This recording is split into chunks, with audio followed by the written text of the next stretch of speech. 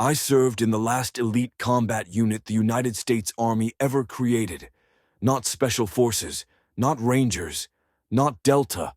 Those formations had long existed. I'm talking about something different. A purpose-built counter-guerrilla infantry formation, the only one of its kind in any branch of the military since Vietnam. I spent the majority of my career inside that unit, and the story I'm about to tell you is not about nostalgia, heroics, or bitterness. It is a warning about what I saw, what we were built for, and what those in power intend to do with the systems we were pressured to adopt. I'm not an outsider guessing. I was inside the machine, watching its gears turn. Our commander was Colonel Harry Tunnell, an aggressive, brilliant, deeply principled infantry leader. He was wounded in Iraq and had a steel rod implanted in his leg. He kept that rod on his desk, not as a trophy, but as a message.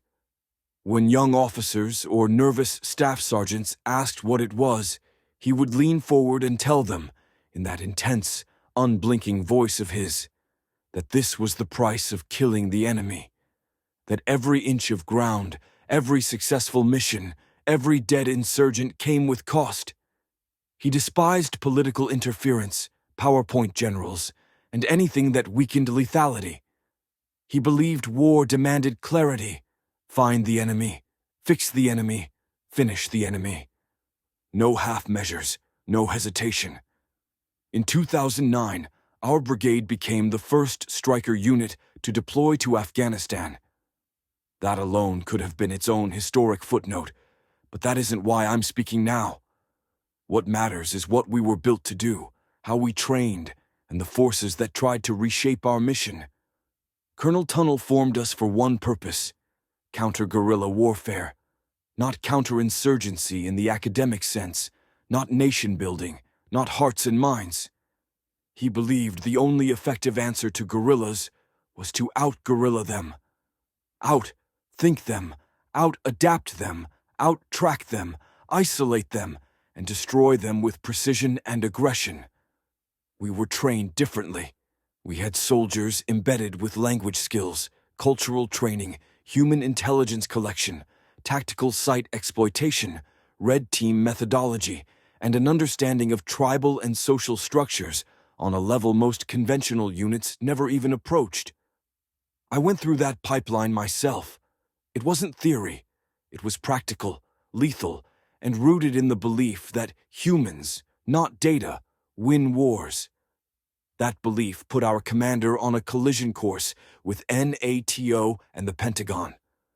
While we were preparing to deploy, a new system was being pushed on the military, an experimental intelligence platform relying on cell phone data, metadata, algorithmic pattern analysis, and predictive mapping.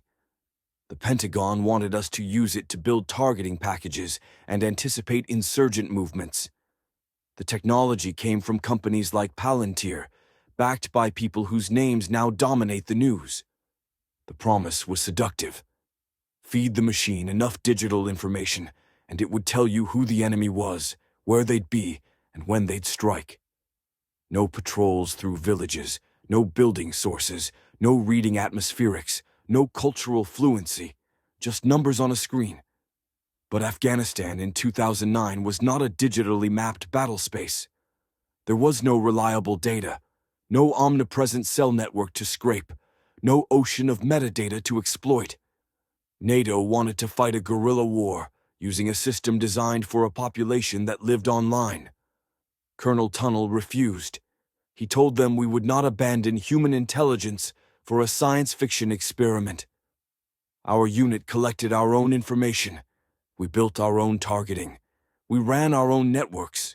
We operated independently, without requiring ISR handholding or constant external tasking.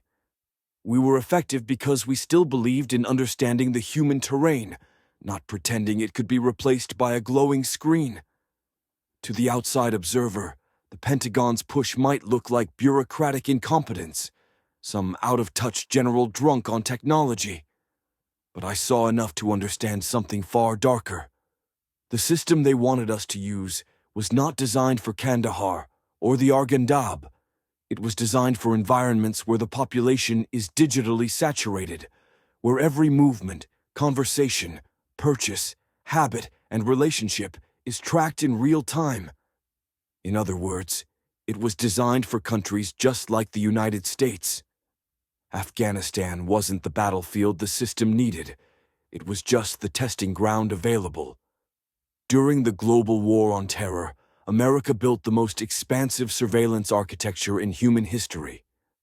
The Patriot Act opened the door, and fear kicked it off the hinges. Every phone call, every text, every connection, every signal, collected, stored, analyzed. Most Americans still don't grasp the scale of it. While the public thought the war was about caves, compounds, and far-off deserts, the government was preparing for something else. A future where instability, economic decline, internal fracturing, or political upheaval could produce an insurgency at home. And if that day came, they did not want units built around human intelligence, judgment, and independent thought. They wanted a system where the battlefield could be managed from a screen, where targets could be generated by algorithm, and where the enemy could be defined by data points. We were the last generation trained to hunt guerrillas the human way, face to face, mind to mind, source by source. But the systems being tested around us were built to hunt populations, and populations live at home. My commander resisted because he believed in winning wars, not managing people. The Pentagon insisted because they believed the future was not about Afghanistan. It was about everywhere. The war overseas gave them the legal cover, the time, and the justification to evolve a machine that can now track, categorize, and target anyone, anywhere, without ever asking a sergeant on the ground what reality looks like. Years have passed since that deployment, but I can still feel it, the sense that we were standing at the hinge of something. We were the last conventional unit trained to think like guerrilla hunters, but we were also among the first pressured to adopt the tools that would make guerrilla hunting possible against entire populations. I don't make predictions about timelines, and I'm not claiming tanks will roll through American streets tomorrow. What I am saying is simpler, colder, and far more unsettling. The infrastructure is built, the mindset is built, the technology is built, the precedent is built, and the training, my training, our mission, our formation, was not the end of something. It was the beginning.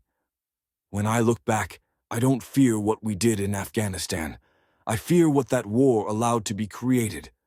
I fear what happens when the day comes, whether through crisis, collapse, or chaos, when someone in power decides that a portion of the American people look less like citizens and more like insurgents in the making.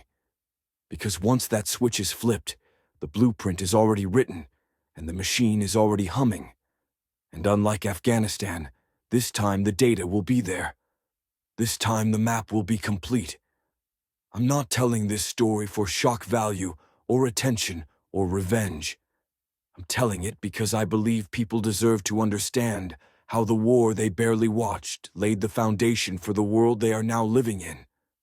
I served in the last elite counter-guerrilla unit this country ever built. I watched the shift happen with my own eyes, and I am telling you, as someone who lived it, that the most important battlefield of the 21st century was never Afghanistan or Iraq. It was and is home.